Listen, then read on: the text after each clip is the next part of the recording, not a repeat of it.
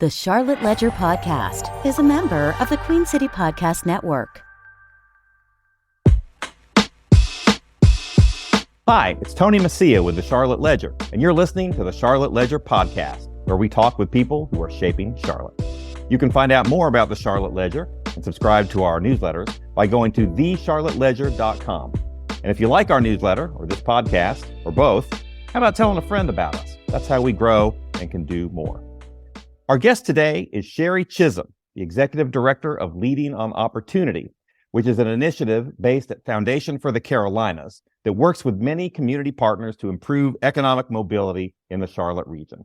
That has certainly been a hot topic locally in the last few years, with a lot of Charlotte's biggest companies and foundations and nonprofits working on that issue, and we're going to explore that a little more in depth. Sherri, thanks for joining me. Thank you so much for having me, Tony.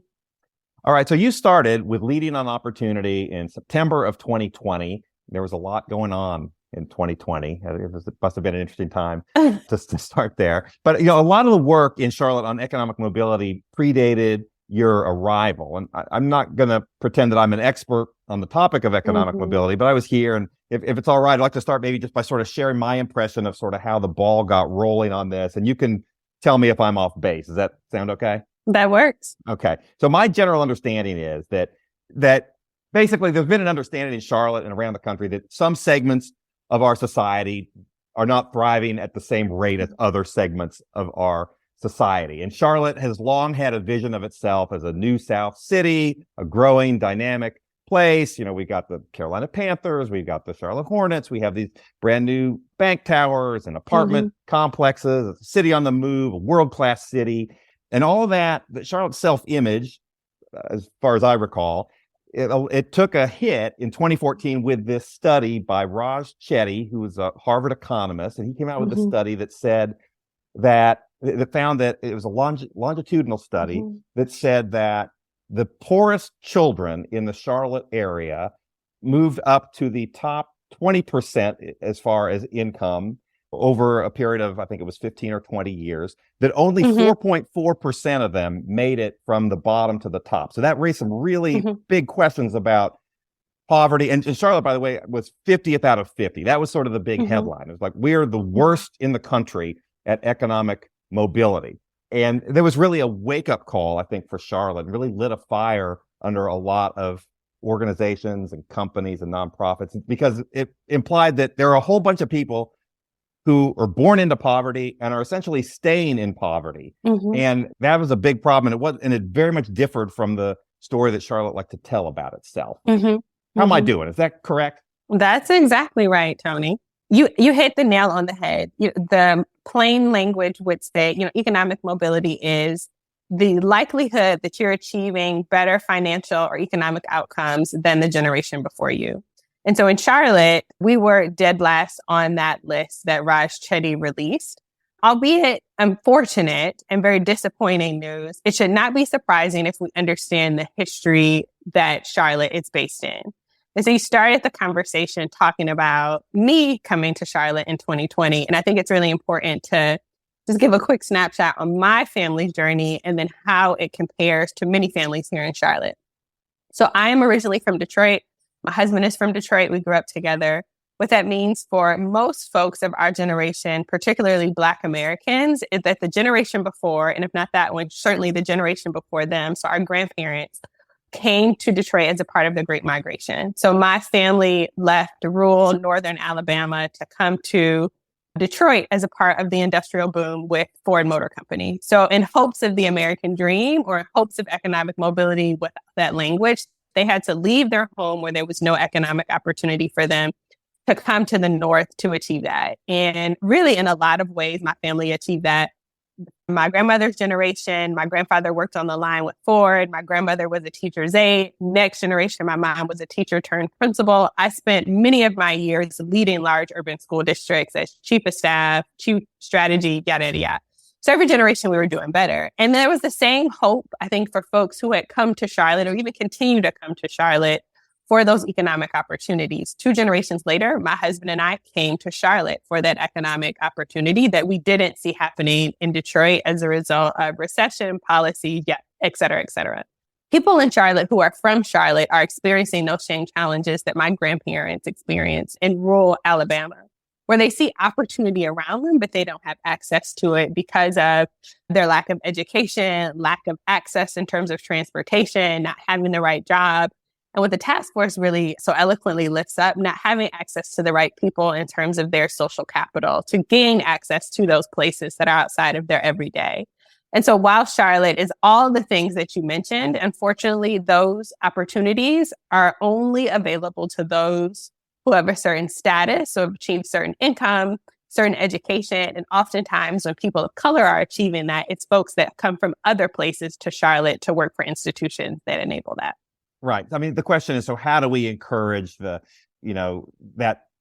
how do we make sure that Charlotte is growing in a way that everybody can participate in that economic growth, right? Mm-hmm. And so it seemed like what happened after this study came out is the city formed a task force. You mentioned the task force. They came out with a report in 2017 with a bunch of recommendations, strategies. And this isn't just a couple of people. This is a lot of buy-in from the community, a lot of community leaders, banks, foundations, nonprofits, government, so on. So they came out with a big report. You came in 2020. You're in sort of an execution phase, I think, of getting it done. Exactly right.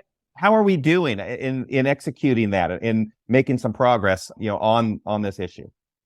Well, I think first, as a community, we need to applaud ourselves on the community-wide effort. What we've heard from the folks out of Charlotte, Raj Chetty's groups at Opportunity Insights, is that Charlotte is leading the way in terms of taking action on the results in the Chetty study. So we are the only community that has developed a dashboard that we've now branded the Opportunity Compass that can measure our progress since the task force report was released. So one thing to be is unfortunate, but we need to be aware of is Chetty will never release another study. He has said that. So we know that on the first study, we're 50 out of 50. There will never be another study to tell us if we've moved our ranking. So we need some data for ourselves to tell us if we're making progress. So at the end of last year, we released the Opportunity Compass that measures each of the key determinants of economic mobility. So that's early care and education, college and career readiness, family child stability, segregation, and social capital is soon to come.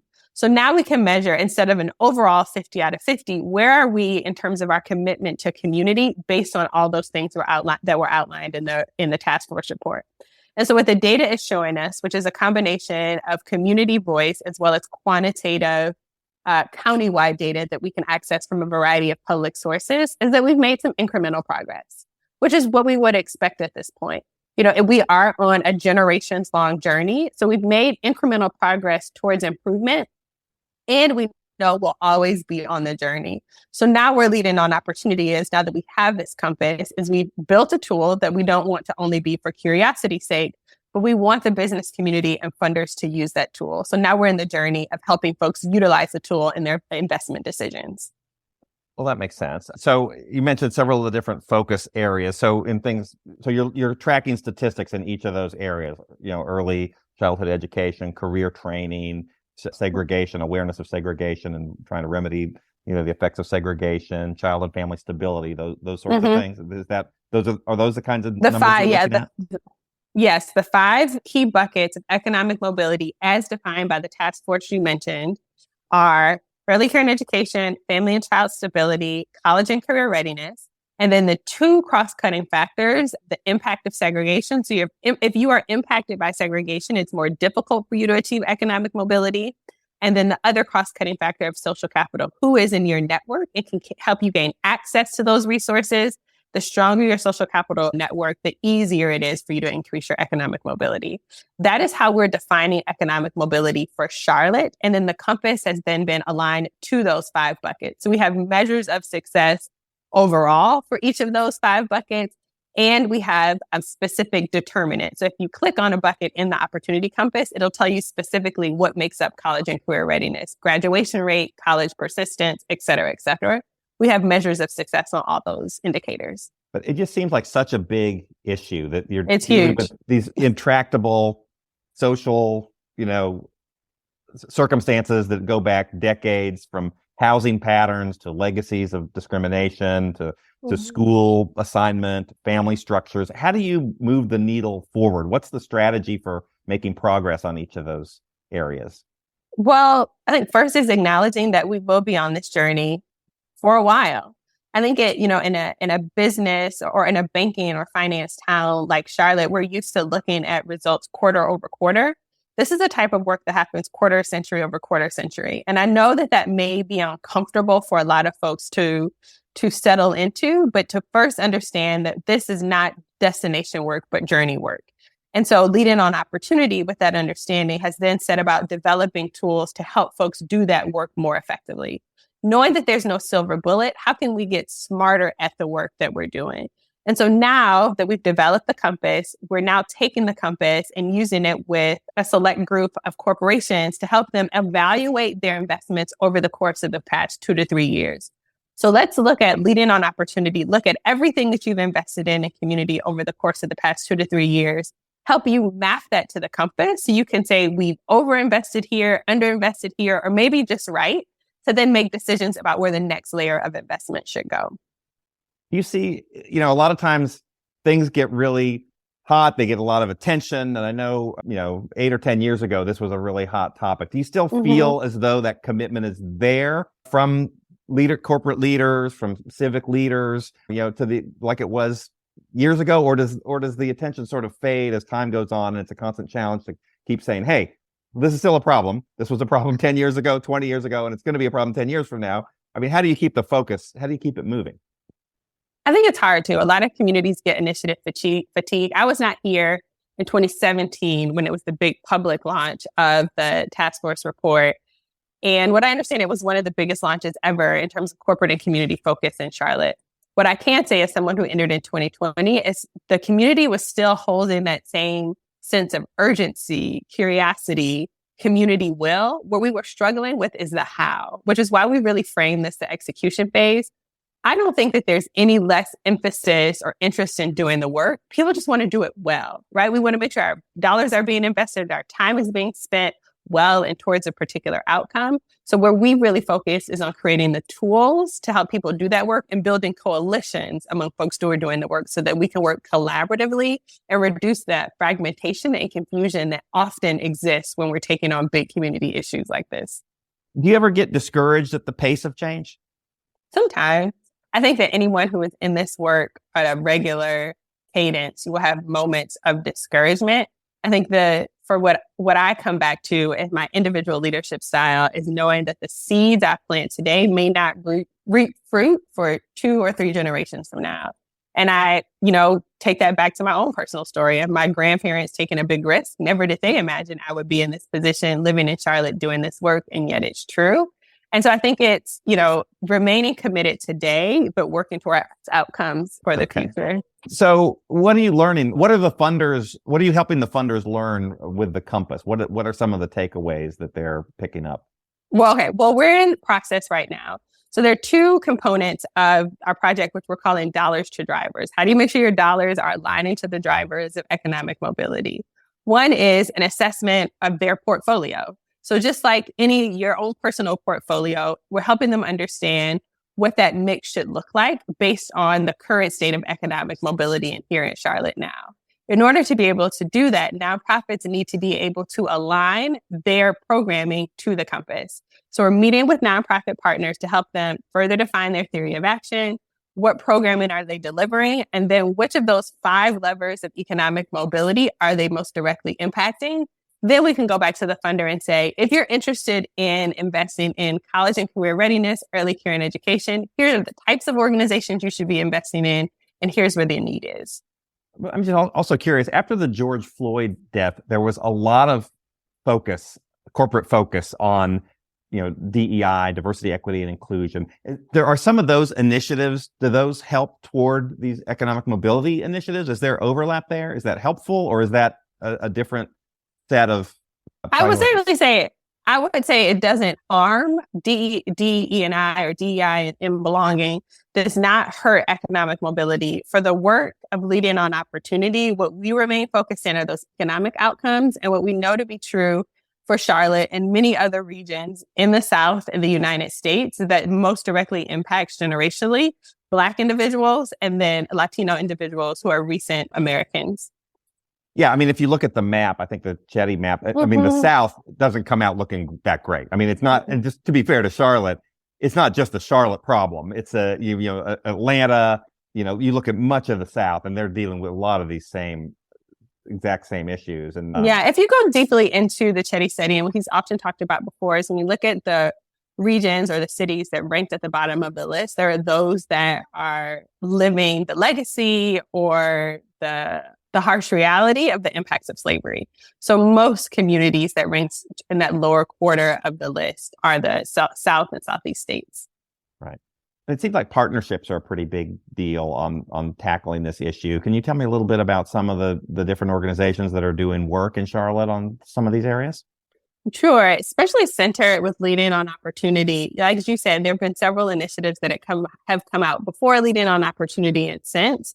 And we saw it as our responsibility to align our efforts as best as possible. So I would say our foremost partnership now with another community organization, if you will, would be the Charlotte Executive Leadership Council, or the CELC. I'm sure many of your listeners know it's our roundtable CEO here in Charlotte. And so they are now just about a group of 40 CEOs who've come together to decide what are they going to do from a business perspective to improve community outcomes. So we've partnered directly with them. We are sharing, they've decided to own the compass as their primary measurement tool. And we're also working together with them on our Dollars to Driver initiative. And we take this as a huge step forward in creating a partnership where we are moving in the same direction and we don't have competing interests, to your question before. I think in a city like Charlotte that rallies around the most urgent issues, sometimes it can feel like a lot of movement or a lot of action, but not a lot of movement. And we want to get to a place where we're doing things that are moving us towards our intended outcomes. What can you tell me about your team? I mean, how big of a team do you have? What do they do? Yeah, sure. I'm happy to. I think they're in part my favorite portion of my work. So the Lead In on Opportunity team was completely rebuilt after I came in at the end of 2020. And it was my goal to have a team that reflected the fabric of Charlotte. And what that means is natives, newbies to Charlotte like myself, racially, ethnically, and economically diverse, because that was the intent of Lead In on Opportunity. So now we're a team that is focused on strategy, policy, and data. That's the expertise that my team brings forward to help, again, those direct service providers and funders. So we have a strategist on board. We have someone who leads data. We have a policy and community advocate on our team. We also have a Davidson Fellow on our team and someone who leads operations. And then we supplement the support that we need on the team with interns from Charlotte. So right now we have 3 interns on our team, all who either are from Charlotte or have connections to it, working together. And then you didn't ask me this, but I want to make sure to add it, is what I talked about in our values of reflecting the fabric of Charlotte, that we now can say that's true of our council, or most folks will call the board for Lead In on Opportunity. It's made up of all 5 college presidents, our government heads. It also has a diversity of corporate leaders, as well as grassroots nonprofits leaders, community or neighborhood association presidents, all coming together collectively to solve economic mobility. Sherri, I'm also interested a little bit in your story. How did you get into this work? Yeah, so I share my personal journey to this point. In terms of my professional background, I started my career in corporate consulting, which many people would not believe. I started at Deloitte Consulting right out of undergrad, had a lot of passion and heart for education, but quite honestly, not a lot of skills.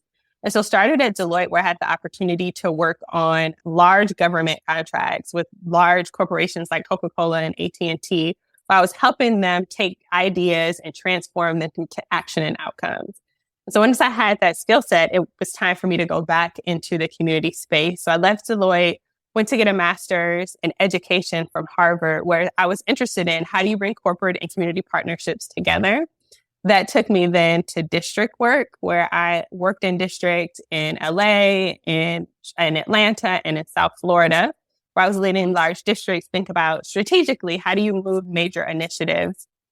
And then my husband and I reconnected after many years, and we knew that we wanted to come back south to continue to grow our family and to experience the benefits that we know are here in Charlotte, and to do that work on behalf of those who may not have access. So It was a windy path into this point, but I think when the council brought me on, they thought I was the right mix of corporate experience as well as nonprofit and government knowledge to bring all those pieces together as we partnered across the community to do this work. And what's your impression of Charlotte? You've lived here now almost 3 years. How is it similar or different from where you've lived in the past? I think first, it's just very fascinating that people ask me that often. You know, I have lived in Detroit, I've lived in South Florida, in LA, in Atlanta, and similar community roles. And no one has ever asked me, so what do you think of this place? And so I don't know what that means about Charlotte, but people ask me that often. I find Charlotte to be a place that is very inviting. So as someone who's from Detroit, it's a very insular city where people care about where you went to high school. I find that Charlotte to be very welcoming of new folks coming and interested, who as long as you're interested in moving Charlotte forward. My husband and I bought our first house in Charlotte just a couple months ago, which has really made it seem more like home. We feel really grateful to be here. You know, I think now we've been here long enough that we can say it's somewhere that we will be staying, and we still want to continue to work to make better. It's interesting that you point out that people ask that of you a lot, because I do think there is this element of Charlotte where we're always sort of like, are we good enough? Do people here? Yeah, it's really fascinating. Yeah, they don't do that necessarily in Detroit or New York. No, Detroit does not care if you like us. If you don't like us, leave. That's a very different culture. And final question. So as far as it relates to economic mobility, what is the outlook? I mean, where are things heading? Are we moving the right direction? Are we going as fast as we need to go? Yeah, I would say I'm positive about the outlook. I'm particularly impressed by the results that we saw in the first 4 years. So the work that Charlotte was doing before the pandemic hit. You know, I would be remiss if I didn't acknowledge the pandemic and the impacts we know it has already had, and the data will soon reflect on things like healthcare, housing, and education. This is where we need to rest into the journey mentality. Like I told you, I spent many of my years working in K-12 public education, and I liken it to the Brown versus Board of Education in 1954. That, you know, desegregated schools weren't completely desegregated to the 1980s. And we're still seeing things progress. And I'd say that to say this work takes time. And so we've seen positive advancements. We will see some dips in the data, and then we'll see some peaks in the data. And we just need to prepare ourselves for that to continue doing the work that will always be necessary. And if someone is really passionate about this issue, how could they get involved? I think the best way to stay on top of what's going on with Leading On Opportunity now is to follow us at leadingonopportunity.org or Leading On Opportunity on any social platforms. We update the community on everything Leading On Opportunity is working on. And I think even more interesting, other things that are happening in community that you can attend, learn, or participate in. Great. That's all the questions I've got. I appreciate it. Thank you so much, Tony. It's been great. Thank you, Sherri. And thank you to our listeners. The Charlotte Ledger podcast is produced by Lindsey Banks. You can find out more about the Charlotte Ledger at thecharlotteledger.com. QueenCityPodcastNetwork.com.